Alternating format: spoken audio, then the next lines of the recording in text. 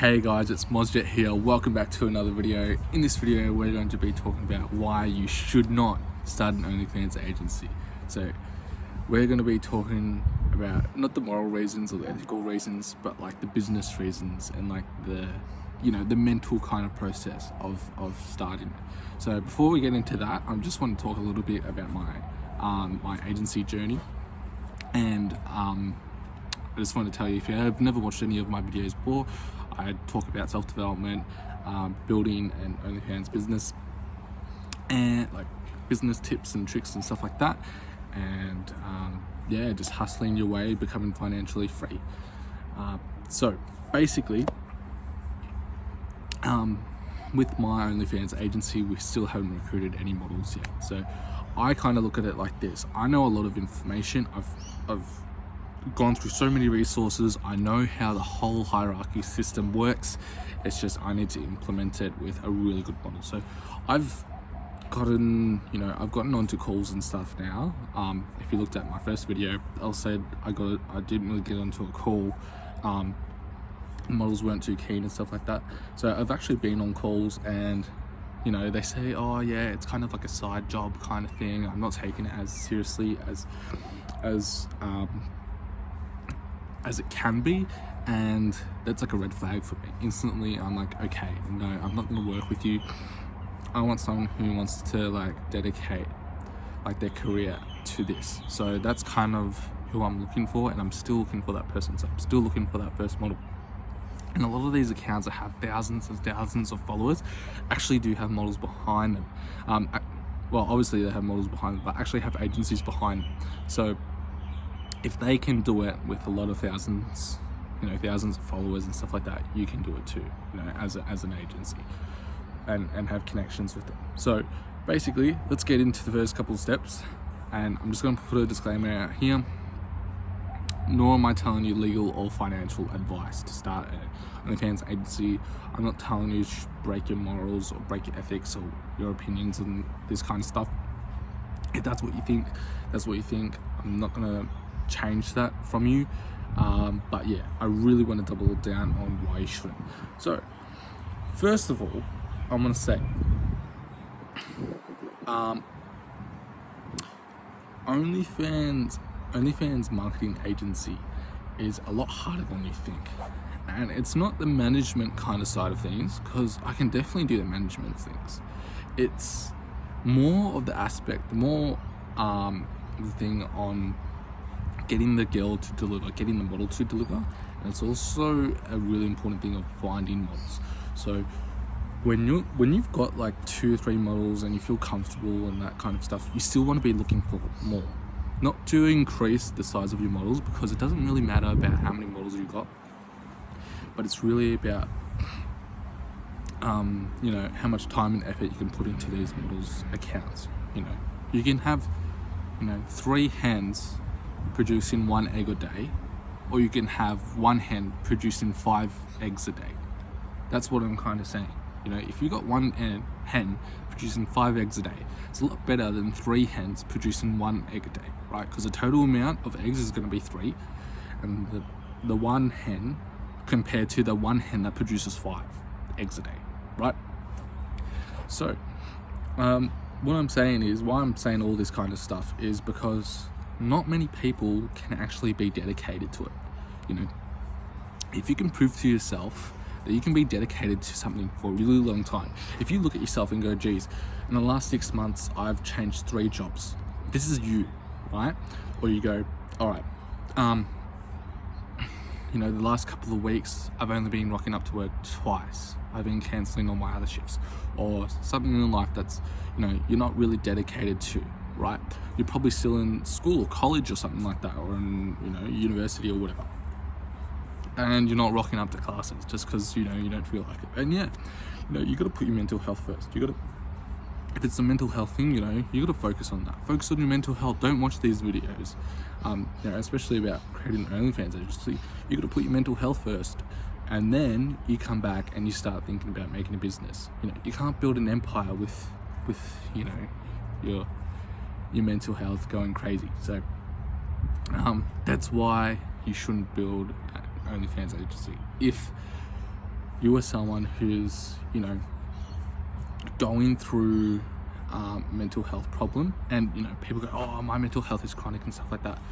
Look, I reckon with the resources and stuff like that society has today, you can definitely improve it. That's my opinion, and that's what I'm going to say. I don't care about what else you think. I reckon you can definitely improve it, you know.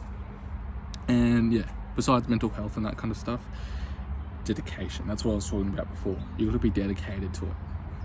You got to put in long hours, put in the effort, put in the hard work. It's not, oh yeah, I can sit at a desk all day, you know, for 16 hours a day. But how many of those 16 hours are you actually working? Or are those some of those hours actually on YouTube, and then you can consider that as working? It's not working. If you are trying to start your agency right now and you're watching this video and you're considered this as your working hours, stop lying to yourself. And that's the next thing. People lie to themselves so often, right? People go, okay, this industry is for me. People, like, I look at it, models and stuff like that as well, right? Not even like OnlyFans agencies. They look at it and they go, okay, this is for me. They go, this is for me. This is where I'm going to make most of my money. This is what I'm going to stick to, right? And then they have second thoughts and they start the business. They go, okay, let's do it. And then a week or two later, they go, okay, let's do e-commerce. Let's do e-commerce. Oh, let's get into crypto. Let's get into drop shipping, right? You literally just lied to yourself. Because what did you say a week ago? What did you say 2 weeks ago or a month ago? Right? People can be a month deep into a business and then change just because something looks appealing to them, right? So, Alex Hamosi talks about the women in the red dress in the Matrix, a distraction, yeah, something like it looks a shiny object, right? I think he calls it a shiny object syndrome, yeah, and it talks about how, you know, a lot of us people, a lot of humans naturally are currently seeking new things, new dopamine hits, you know, new thing, like, you know, when iPhones get released, they go, oh, this is the newest thing, the newest, you know, technology that's ever created, all that kind of stuff. They hype it all up. And the reason why people keep buying the new phone, the new iPhone, you see people buying iPhone after iPhone after iPhone every year. They're constantly getting the new iPhone. It's because they're chasing that new dopamine hit. They're probably so numb to it that it's probably not even the dopamine hit that they get from buying that new iPhone is probably actually starting to become a routine for them, and you know, looking for that brand new thing to reward themselves with from their hard work, you know. And that's the next thing. A lot of people think that hard work, what they classify as hard work, isn't really hard work, you know. I can tell you, yes, you know, I'm putting in the hours, I'm putting in the yards, right? But if you actually if you actually sit down with me, sit right next to me when I'm building my agency and see what I'm doing, that's when you can determine if I'm actually working hard or not, right? Same thing with me, same thing with you. If I sit down next to you when you start your OnlyFans agency, right, and you're saying, this is hard work, this is real hard work for me, I can look at it and I can either go two ways. I can either go, yeah, I agree with you. You know, you are actually doing the hard work. You'll see results. Just sit in there. You'll see results. Or I can go, shut up. You're not doing hard work at all. Double down. You know, work harder, right? And that's kind of like when you're in class, when you're in school. I think a lot of people that are watching this probably have been in school, right? Some point of your life, you've been in school, and you're in math class or something, and you don't understand the question. You don't know the question, how to solve it at all. It just looks blank to you. You know, it looks like, you know, something that you could never do, right? And it looks really challenging. It looks hard for you, right? But then when the teacher explains it on the whiteboard, and it just looks so easy after the teacher explained it. It looks like the teacher knows it so well, right? And the thing between you, the student, and the teacher is the knowledge, you know, the knowledge and the hard work. Really, it's both of it. The hard work equals the knowledge. The hard work equals the results. I want to emphasize so much on hard work because that's something that a lot of people fail on. You know, I see people that work at, you know, fast food chains and that kind of stuff.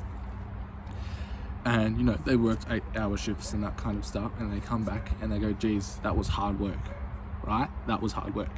But if you look at people on, you know, oil rigs and stuff like that in the middle of the ocean, if you look at some videos of people working in oil rigs, they're pretty bulk because the work that they do is so heavy, right? And they do so, like, really long hours. It's actually something pretty crazy to look up if you got free time. But yeah, like they will say their work was hard. You know, after they finish their shift, they'll go, geez, that was hard work, that was a hard shift, right? It's like, how can you classify that? That's subjective data, right? If you don't know what subjective data is, it's your opinion, right? That's what I'm basically saying. The person who worked at Macca's, at fast food, McDonald's, they said their shift was hard work, and all they do was making burgers all day, right? For the 8 hours. And then you look at someone that was working on an oil rig, that was, you know, tying these chains up and stuff like that, lifting these real big heavy pipes and all that kind of stuff, covered in oil. You know, they just look completely matted. And they say that was hard work. That was 8 hours hard work. Who do you think actually worked harder? You know, the person at the oil rig or the person who worked at Macca's? And don't lie to yourselves. You know it's a person at the oil rig, you know. But the person at Macca's still said that their work was hard. So it's all about looking at your work and going, okay, this may seem like hard work to me, but there's more work on top of this that can be done that will make my work harder, that will make it more harder. And eventually, you might think, you know, I'll burn myself out, stuff like that. Eventually, you'll actually find that that hard work will start becoming more easier, and it'll start getting into a routine. And this will take time. People think, you know, it'll take a week or 2 weeks. No, this can take months, you know, months on end. It could take years, right? You can't put an exact pinpoint figure date on it and go, okay, this is when it'll start becoming more easier. You just got to start putting in the yards. You got to see, where can I work harder? Even though your work is hard, where can I put in the work harder? And that's why you probably won't start, why you shouldn't start an OnlyFans agency. You got to start focusing on that hard work, the dedication that you can put into it. So those were a couple of points that I wanted to express. I didn't want to make this a kind of really long video, but those are the things why you shouldn't start an OnlyFans agency. And one last thing I actually forgot, and it was so important. I thought I went over this before, but no, I didn't. A lot of guys that start OnlyFans agencies, I talk to a lot of people that have OnlyFans agencies. I literally got connections throughout a lot of countries, a lot of US, Europe, England, stuff like that. A lot of people that are starting OnlyFans agencies. And these guys are so scared to talk to women. And it's like, how can you start an OnlyFans agency and be successful if you're scared to talk to women? If you don't want to get on a call with women and consult with them and try, you know, push them over, or not push them over, but convince them to sign a contract, a legal contract with you, in order for you to handle their explicit content and grow their subs and their account. Who's going to do that, right? Who's going to do that if you're not confident? That's the thing. If you're not confident, you need to be confident, right? If you're not confident and you want to start an OnlyFans agency, don't do it. Don't do it. Be confident first. Be confident in the knowledge that you know, right?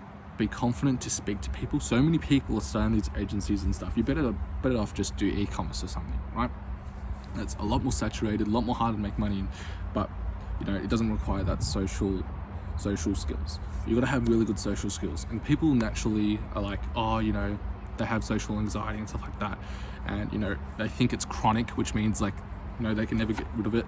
Trust me, this is what I'm going to tell you. If you look at, you know, data and research and surgical side of things, people are just going to listen to what they want to listen to. Yeah, that's basically the simple thing, right? People are going to listen to what they want to listen to. You go on Spotify, you click the songs that you want to listen to. You choose the friends that you want to listen to. You go on YouTube and you choose what video you want to listen to, or what video you want to watch, right? And what friends you want to hang around. That's what I should have said. And that's the choices that you make, right? So if you have that mentality in your mind that your social anxiety is chronic, it can't be changed, you're proving yourself that it can't be changed forever. If you can prove yourself, this is the law of attraction, by the way. This is what I'm talking about. If you want to look it up, go further into it. But this is the whole concept of it. And if you want to prove yourself to actually go out and lose that social anxiety aspect, right, then you'll actually see your social anxiety plummeting, you know. And yeah, it might not eventually go away fully, right? There's obviously, you know, a little bit that will probably be left, but it'll be a lot better than before. And this whole industry is all about connections and interactions, right? That's literally the whole model of what it's based on.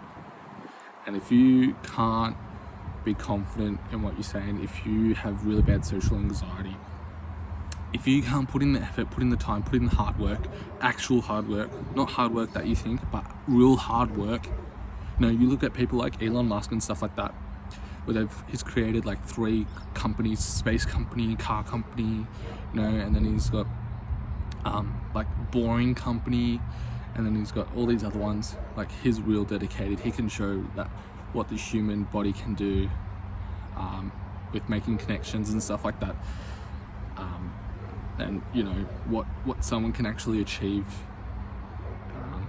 you know, is crazy. So it's actually achievable to anyone. Anyone can achieve it. That's what it's basically really saying. But yeah, you gotta have that hard work, right? You gotta be consistent. Be consistent, right? This is what I'm gonna prove to you with this YouTube channel. Being consistent. That's what I'm gonna do all day, every day, today, right? It's being consistent on this channel at least once a week. At least once a week, at least once a day. If I upload 2 videos a day, you're lucky. But yeah, those are the reasons why you shouldn't start a YouTube channel. Not a YouTube channel, an OnlyFans channel. What am I talking about now? I think I'm getting distracted by the dog. I don't know if you can hear it, but that's what I was basically talking about. So yeah, if you can be confident, if you don't have social anxiety, if you can do hard work, actual hard work, and if you can actually prove to yourself that you can, you know, double down and be consistent with you know, the OnlyFans Agency, do the long hours and stuff like that, yeah, you are going to actually be able to create an OnlyFans Agency, right? Otherwise, if you have those traits, don't start it. Don't waste your time. Don't waste your time. Just start e-commerce. It's more harder field industry to achieve really good results in. Don't tap in OnlyFans if you've got social anxiety, or you're not confident enough, or anything like that, or you don't know what hard work actually is. But yeah, that's the